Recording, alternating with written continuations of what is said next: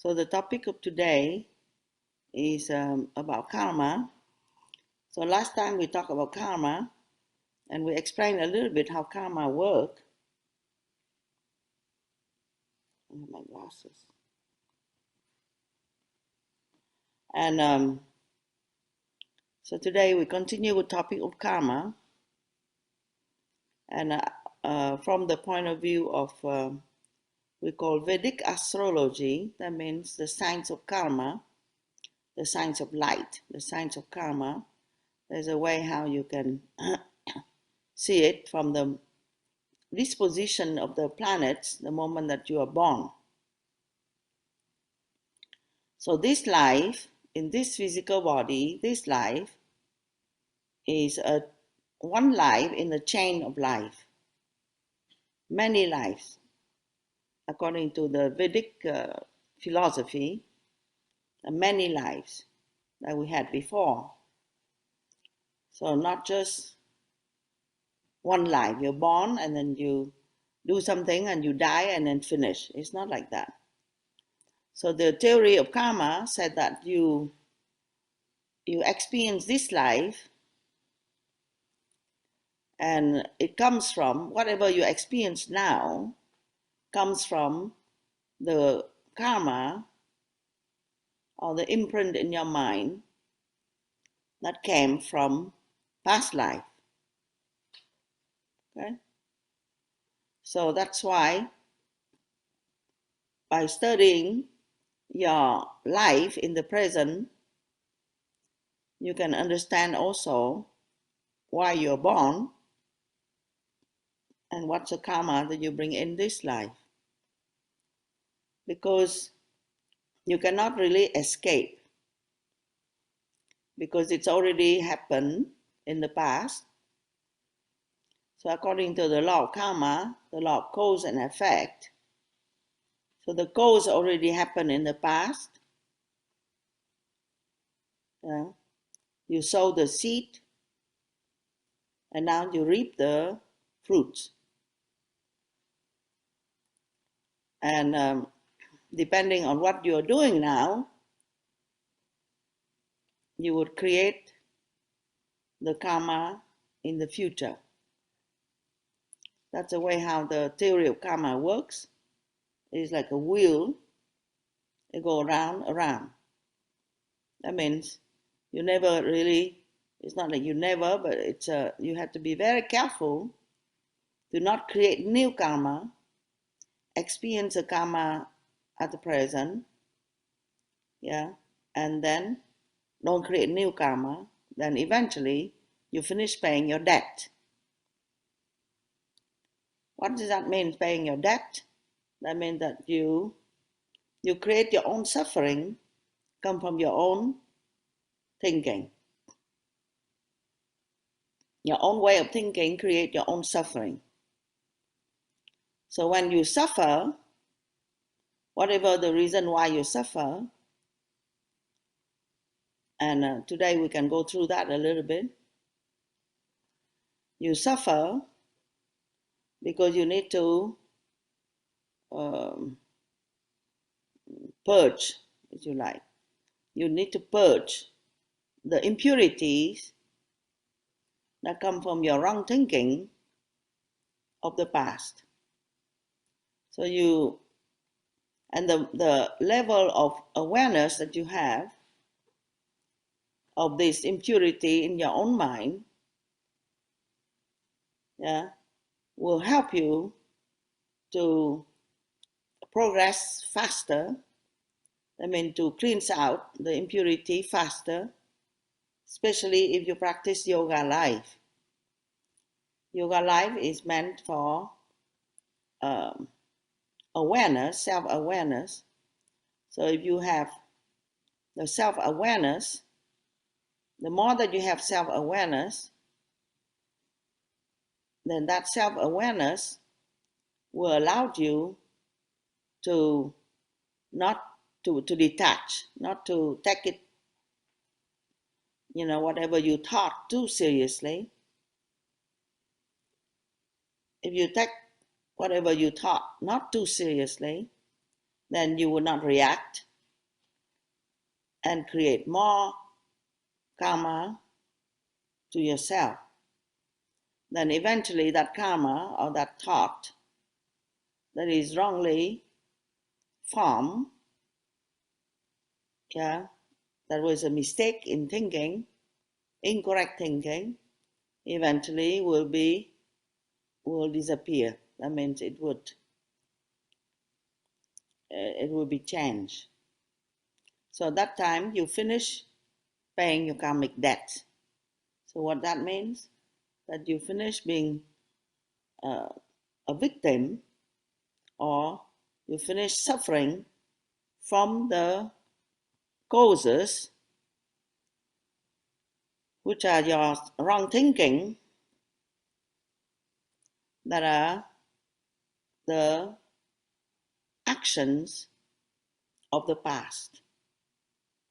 So then at that time, you'll be free from this wrong thinking, and the karma is paid off. So you imagine the karma you cannot avoid because you have to experience it. And when you experience it, you suffer. But when you suffer, you will think deeper and you will not repeat the same thought that you had before. You have to dig them out from the subconscious mind. You have to be free from them, and you have to reconcile with the truth that is within yourself, that is pure and free, and that is the Atman, Satchidananda Atman, that is, represent unity, selfless love, perfect freedom, perfect awareness, and perfect happiness. Okay, so your life, current life, is an opportunity for you to be free from your past wrong thinking. And the past wrong thinking always bring about some kind of suffering. So best is to accept the suffering, understand the karma, and do remedial measure. Do practices that will help you to better understand and to be positive, which is yoga. So yoga is a science to help you to cure from your karma and to alleviate your condition and to free you. It's a science of self-liberation. So whatever you suffer now, you should not complain if you understand about the cause of the karma. Okay? Nobody to be blamed because it's your own karma. Other people are only playing, the parts in the scenario of your karma, giving you the opportunity to be free. So do not blame them, but introspect and go deep inside. So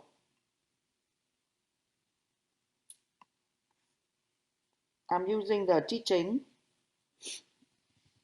of the teacher named Komila Sutton. She's a Vedic astrologer.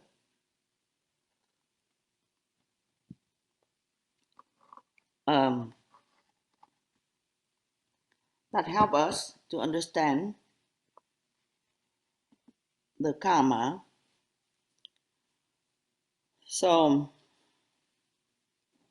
the first is there's 12 area, 12, we call in Vedic astrology 12 houses. Okay? But the first you understand is the first house, which is your body and your overall life. Okay? your body, your overall strength, your overall life, and the way how Komila talk about the karma is very important to see where Saturn is, the planet Saturn. For you, you're a beginner in Jyotisha, so don't worry about this. It's just only symbol of the cosmic energy that you carry, okay, that is playing out in your life. Like I said, very powerful cosmic energy that's playing out, and you cannot really escape or change. Now you have to go through it. So your body is an instrument for you to work out your karma. So you are born with a certain family, certain genes, certain condition. You're tall, you're short, you're black, you're white, you're male, you're female. So these are the body. You cannot really change. Yeah. So this is the karma. And also when you're born, it is said that your level of energy is already determined. I mean, you are destined to live long, destined to live short. You have a lot of energy. You know, it's like the engine, it's like a car. You buy a car, and the car has, who knows, 200,000 miles. Or the car has 100,000 miles. I mean, you can use that car for how long? You know, for 10 years or for 5 years, depending on the way how you drive also. Eh? But it has an ending.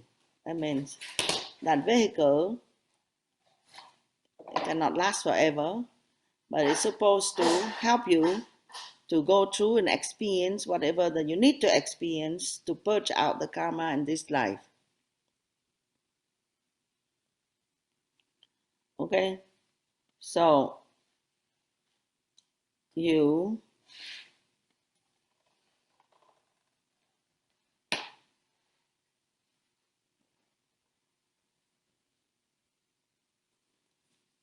it represents the astrological chart in the Vedic science, not the Western science. So please don't try to go there. It's the concept is very different.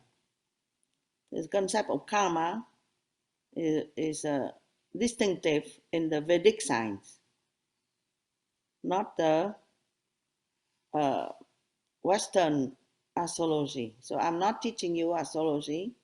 I'm teaching you about your karma to help you to understand your karma and not to blame, and to practice more seriously yoga that would reveal to you your divine soul.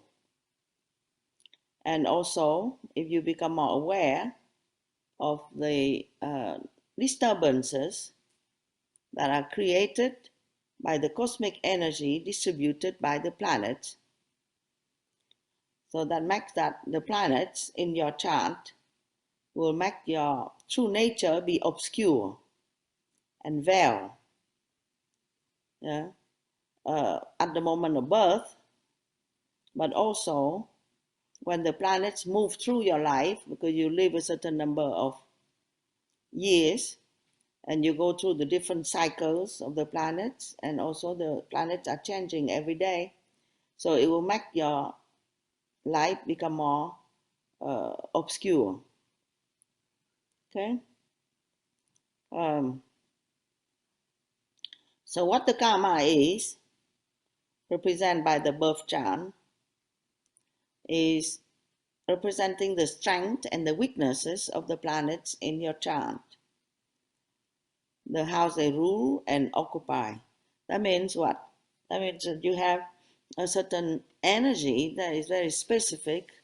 Yeah, if you understand the planets, I mean, you know how it is, um, what function it plays, and you study and you see more or less, the karma. So remember, the karma is from the past, but also the present. Okay, the present, what you are uh, composed, to act, what you do, and so we remember uh, the the 12 area of karma, and we try to determine the karma through the planet Saturn. Saturn is very heavy body, lots of energy, slow moving. The karma is very slowly moving through, and it's very heavy. It can create um, a suffering, but it also can create liberation. It's a planet of truth. Yeah, planet makes us deal our karma so we can pay it off when we are alive. But also Rahu is a node of the moon, is what we feel compulsive to be experiencing. That also, these two, all the 9 planets show your karma, but these two show very clearly, for sure, the karma. The Saturn being very serious and slow moving and make you really experience whatever difficulty in order for you to learn. And the Rahu, which is the node of the moon, that makes you force you to experience. Okay, so there is many karma, but you can see the lifestyle, the life of a person is described more or less by the position of Saturn and the position of Rahu. Okay, so the houses. So I said already, the the first house, which is your body and your overall life. Okay, you cannot really change your body. Yeah, some people want to change their body, but it's they cannot really. You know, some people change their skin color, they change their gender, they change their shape of their nose, they elongate their legs and arms, and you know make the body bigger, smaller, but they cannot change the karma, right? Because the karma is there, so they cannot really change it. It's just a car, the body is just a car. It's not you. It's a mistake to think that it is you. Even though it's quite uh, important. Yeah, and so what do you do? Not only I say about the karma, but also what do you do? What you do is you need to uh, care about your physical body. Mm. You need to eat well. You need to do asanas. You need to, try to conserve your prana. Yeah, so that it's like you learn to drive the car, so you don't break the car down, and you use that mileage, wisely. Okay, so it's called the ascendant. The first house is called the ascendant. The second house is about, you know, wealth, and about your speech and your mouth and your food and your relatives. The third house is about your brother and sister, and your communication and your will. The fourth house is about your mother and your heart, your emotions, your home, and so on. It just move on like this. But you have the different area of your life fulfill the four kind of motivation that we have in life. Okay, so there is a motivation of when you're born, the motivation to learn the law of nature, we call Dharma motivation. The motivation of making money to survive or to accumulate money is called Artha motivation. And the third is the motivation, everyone has the motivation to enjoy their life, enjoy their senses. It's called Kama motivation. And the motivation of moksha, moksha means liberation. Okay, so depending on the person, the certain motivation is more important. So for me, I don't live my life to make money, so Artha motivation is not important. But moksha motivation is very important to liberate the soul is very important. I don't live my life for karma neither, yeah, for pleasure, but the virtue, dharma, is important for me, you see. So each person has this profile, depending on your motivation, yeah, so your life, you make decision in your life, okay. So if you are, the same situation is there, yeah, but one person would act this way, one person would act that way, depending on their motivation and what pushed them inside. Is it the Dharma or the money or the moksha? Yeah, that push them to go that way, to decide that way or this way. Okay, so you can see that in the birth chart. Yeah, the planets are in the 1 and 5 and 9, then it's motivated by Dharma. The planets are in 2, 6 and 10, motivated by money. The pleasure is motivated by 3, 7 and 11, and the moksha is 4, 8 and 12. You see, so these are technical. You don't have to worry about this. You have to study a long time, okay, to understand this, and it's um, you need to study. I study for more than, I don't know how long now, a long time, 20, almost 30 years. Okay, so and uh, to understand about karma is the most difficult thing to understand.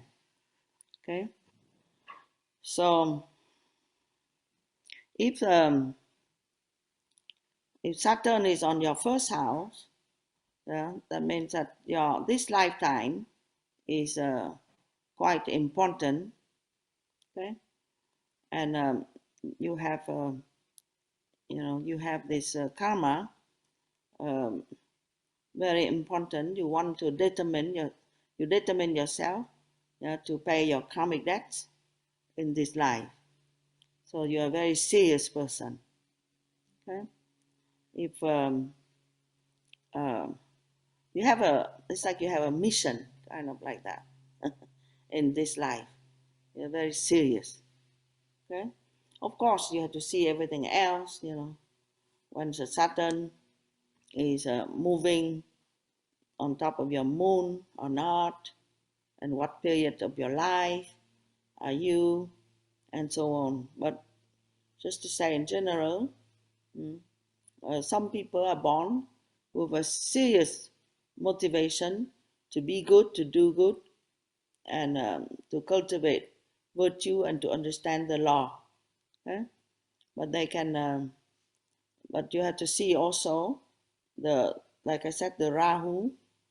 Yeah, that means that the the planet that is representing your desire, representing what you cannot really see, your subconscious tendency of your mind, and push you uh, to think a certain way, go a certain direction, yeah, and that is very difficult to see, to resolve.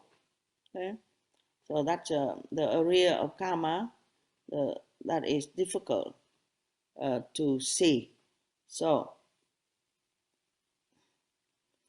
the way how to resolve it, to pay up that karmic debt, is to follow the path of dharma.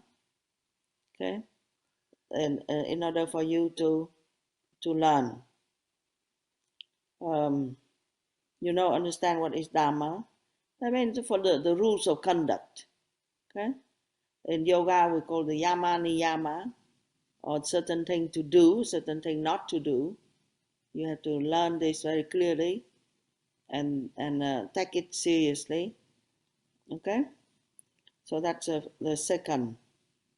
So you take care of your body. The first house, you take care of the body. You don't spend your energy unnecessary. Yeah, and you do the asana, pranayama, and so on to cherish your life. Yeah? That is the important thing to remedy to the karma that comes with the body. So then you live also, when you're born, you live with family, your, and your family give you a certain support in the beginning. You are born in a family, father, mother, or relatives in general, that is supportive or not supportive. Some people don't have the support in the beginning. They have the difficulty in the beginning. They are rejected in their family, for example, and their family or their birth, their childhood is very difficult.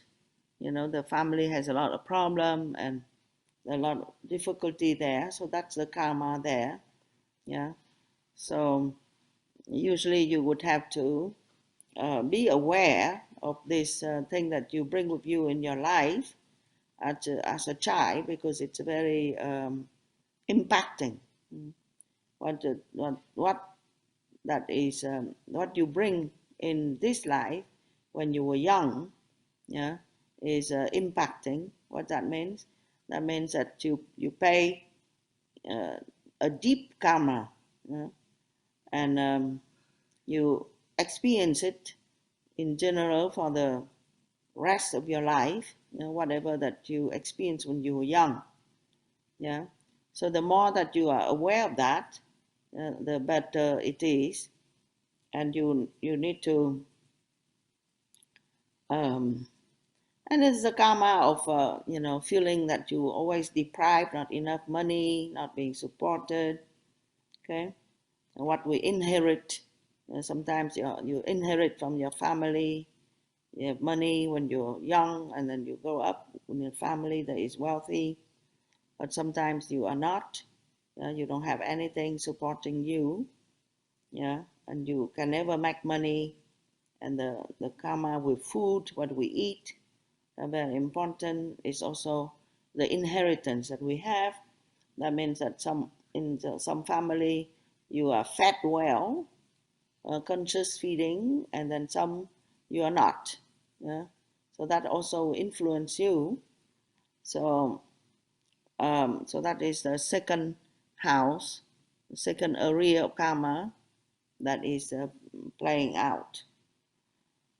And the number three is your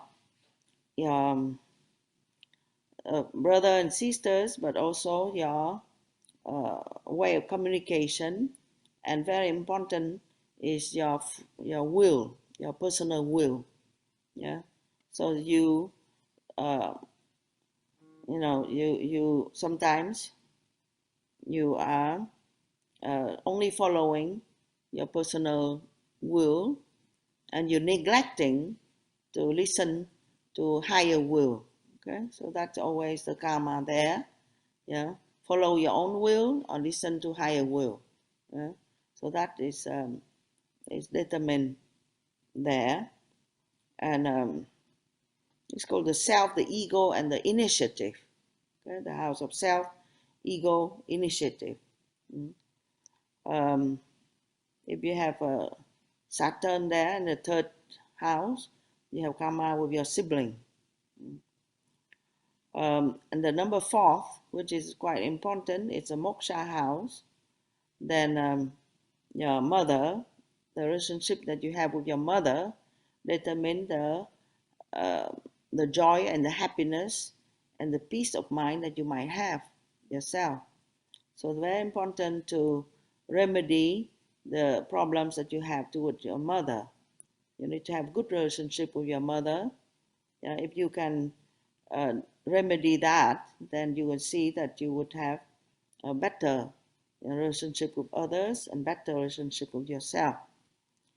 Um, it's the good maternal relationship is part of your blessing.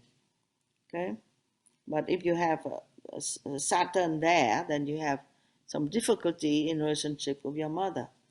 Yeah, when you're young, when you grow up, you have that difficulty that would propel you into deep thinking and into liberation as well. Yeah, so uh, it's a very capital, very crucial. It can determine the whole life. Yeah, so uh, think about this.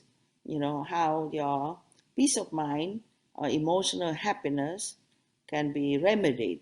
Okay, by the um, by yoga, by bhakti yoga, by connecting with the Divine Mother. If you have difficulty with your birth mother, okay, practicing positive thinking is very important. Yeah, to remedy to this negative thinking, negative emotion that you might have, that you are, like for example, grief, sadness, anger, restlessness, um, um, you know, fear, anxiety. All this is in your heart, in your emotions, and you can find in your fourth house. Um, so important that everyone work on themselves, work on their emotions, on their peace of mind. And the whole point of yoga teaching is that, is to be free from negative emotion and to have a peace of mind. Okay? Because everyone has something in their heart, the resentment when you're young, more or less, that's all. Some people have less, some people have a happy relationship with mother, but some people have, more difficulty. Okay, so we need to work on that. And the number fifth is karma with the children. Either you have children or you don't have children, or you have delayed children, or you adopted children, or you don't have. But children represent your creativity, yeah, your and also your past life karma. Okay, so the fifth house represents your past life karma. So sometimes the karma is being blocked. That means that you don't have, you cannot, enjoy the good deeds of your past life karma. Yeah? So sometimes you you're enjoying it. Yeah? It comes to you easily.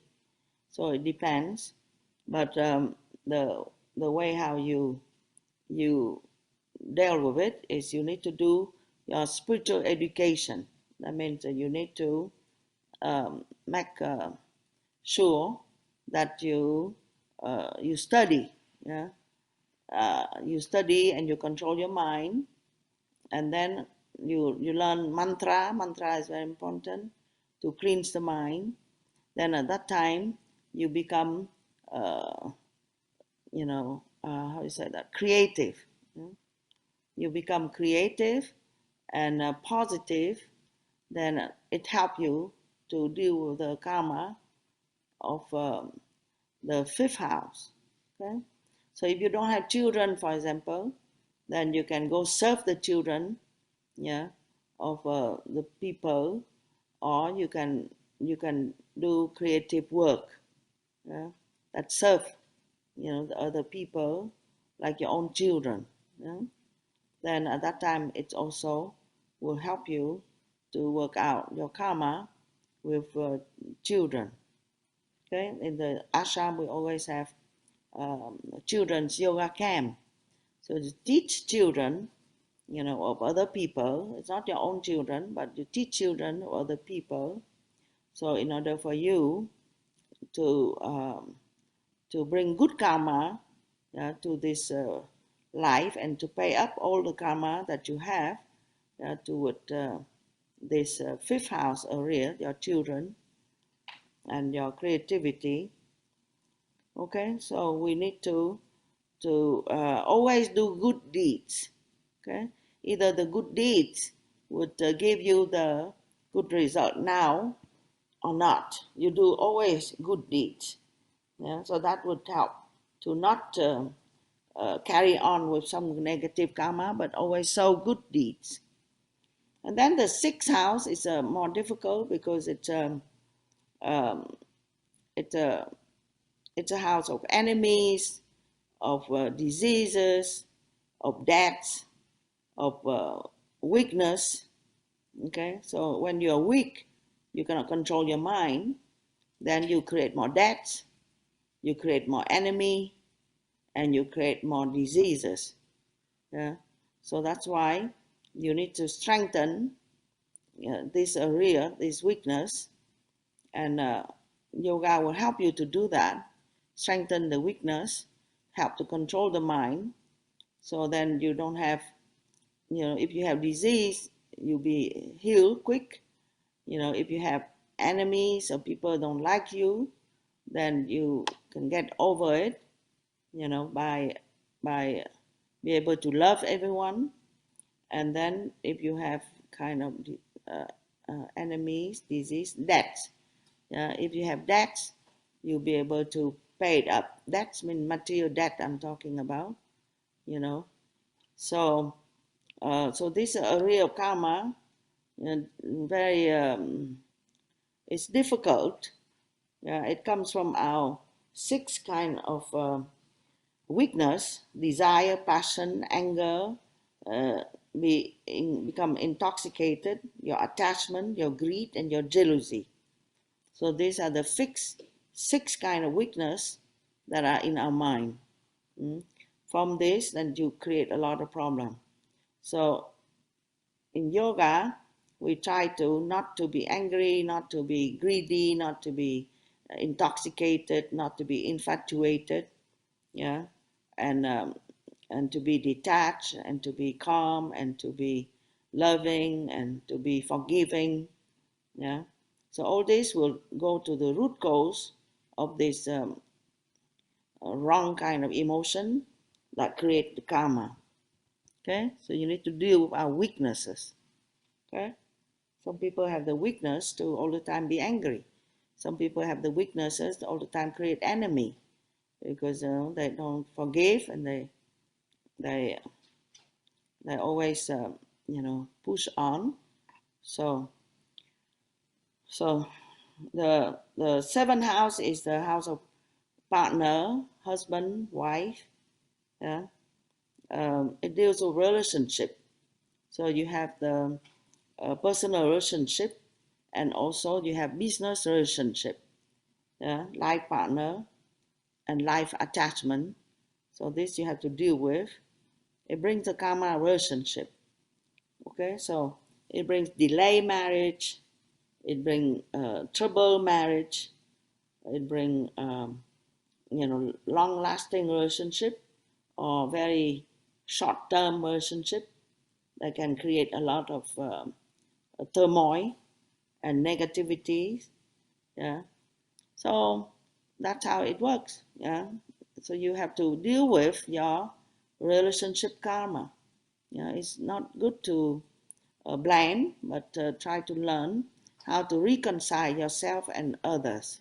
Yeah, how to see beyond yourself and others. So require from you to be very, go very deep in your meditation, in your spiritual practices, in order for you to find this unity, and not being split between you and others, So then that is require you to very much do a lot of self work, in Bhakti yoga and in Karma yoga. You have to serve the self. You have to love the self, see the self in others, and you have to calm the mind, so that you don't see the split of the duality. And you have to ask yourself questions: who am I? In order for you to see the self. Number 8, area of karma, is that is a house um, of longevity, more or less. It sees you live long or you live short. Is in this um, area of karma. Is a house of spiritual transformation. So some are very active. So most of you learning yoga. So this is very active, uh, self-transformation, and you know, and sometimes it can create difficulty. If your moon there, Saturn there, yeah. Uh, so you have some personal weakness from past life that need to be dealt with now. Okay, so some kind of impurity. Yeah? So you need to understand it, or if you don't understand it, you just keep the yoga practice. In general, keep your mind positive. Then it dealt with it anyway. The 4 paths of yoga: karma yoga, bhakti yoga, raja yoga, jnana yoga. So those who did not learn, then you need to learn. Okay, then it will deal with this psychic tendency in your mind, and it'll help you to move yourself to another level. So the 9th house, I move very quickly, we have no time, is the karma with your father, and it's a positive karma, and also the area of ethics, dharma, yeah, the duty that you have toward your soul, toward mankind, and toward society, your philosophical bent of mind, and your spiritual destiny. All is seen in there. Okay, so it's like all your luck, all your good blessings, are seen there.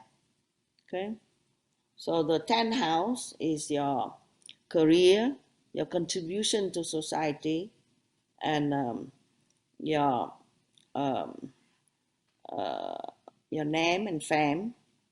Okay, so it's all there in the 10th house. And so ideally is you don't seek for name and fame, yeah, that you do the best to contribute to society, and you offer the result, okay, of your work. Okay, um, the 11th house is your um, the house that represent your profit, your success, okay, your money that you earn and you gain. Okay, um, so try not to be greedy.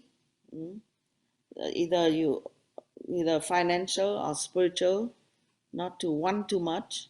Okay, we must learn this lesson to be content. Okay, and to not to desire too much. Okay, even though you desire success, you desire gain, but try to be content instead. And then the 12th house is the last one, is the area of loss. One is gain and one is loss. So some people are expense. Some people have this karma there. That means whatever they do, they always losing and suffering from losing. Yeah, but it is something that you need to learn. Mm. Uh, it's from the loss that you have, you might attain moksha or liberation, because it teaches you to be completely detached. Okay, um, and and also the 12th house is the area of um, physical isolation. Okay, so isolation. So you try not to be isolated and try to be more, um, feeling more unity with other people. So that will help you to counteract if you have any karma there of isolation. Okay, so learn selflessness, learn devotion, yeah, learn to do donation, to be charity, learn to do sadhana, to deal with all the difficulties in your life that can come from, your past life karma. Okay, and in general, just try to lead a good life, yoga life in the present, whatever the karma that you had from the past. Sometimes you go through good time, sometimes you go through bad time, but it doesn't matter. You keep the same mind, the same. You cultivate the same peace of mind, the same positive thinking. Don't think that you can go shortcut, because the karma you have to experience. Best is that you can face it, yeah, and don't blame, don't look for anything outside to shortcut it. Okay, and try to try to be in the present.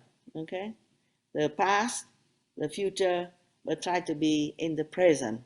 And that happens when you can meditate and you can control the mind. That makes you be in the present. Because in the present, then you can be yourself. Okay? So it's a big lecture. I understand it's new to you, but just for you to have an idea how karma is complicated and how our meaning of life, is a very unique to each one of us. Okay, each one and experience a different kind of karma. Sometimes we project our karma on other people, but our karma is unique to ourselves. We have to resolve our karma and don't project on other people. And then so I pray for you to be as aware as you can in order for you to resolve your own karma. Okay, so if you have question, then you can talk, you can write to Priya Chaitanya. Yeah, if you have any suggestion for next time, then you can also suggest. Okay, so it's not the place where we can discuss back and forth here, the satsang weekly, but you can learn. So upcoming, there is a Jyotisha beginners course that you can learn online with a teacher from here, from US, that can teach you the ABC. Yeah, so you can ask and you can join the beginners course online. And for Labor Day, upcoming, which is for us is September 1st and 5th, then we have many Vedic astrologers or Jyotishi that will be gathering in a conference called Vedic Science, and also Ayurveda teacher and Vastu teacher. So there's many teachers that will be coming here, and so you can learn from them, and you can check out if you want to listen to the lecture. Most likely it will be broadcasted online as well. Okay, so Hare Om Tat Sat. So thank you very much, the translator, Shivakami Chaitanya and Swami Hamsananda. Thank you, Priya Chaitanya, and thank you all. Hare Om Tat Sat. So now we do the Arati quick. Om